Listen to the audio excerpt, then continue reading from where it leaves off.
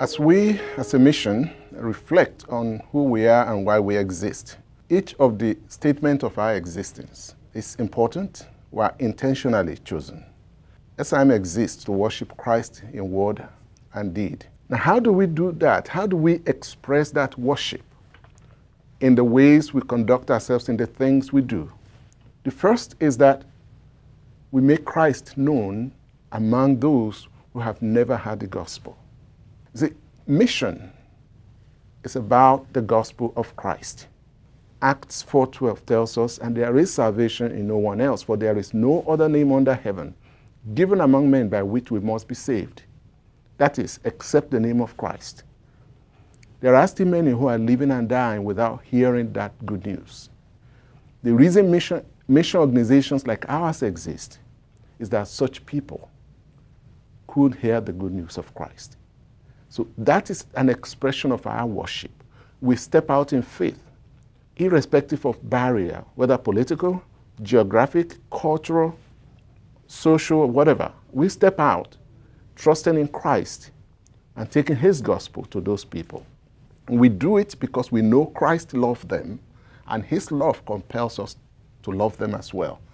The Great Commission was given not just to individuals, but to the church. It was both individual responsibility and community responsibility. We have a corporate responsibility as the Church of Jesus Christ to make Christ known to the world. Sometimes it's difficult for a single congregation to do that beyond their own doors. SIM exists as a specialist gift within the church, because our gifting within the church is cross-cultural know-how. That's what we do.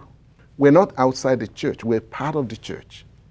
And we serve the church by working with the church and partnering with the church so that the church can fulfill its responsibility as the one who has received the Great Commission of Christ to make him known to the world. So we partner with the church and enable them to be able to send their members as missionaries, knowing that those members will be cared for, knowing that they will have ministry support, they will have ministry supervision, they will work within teams that care about them. That's what we bring to the church.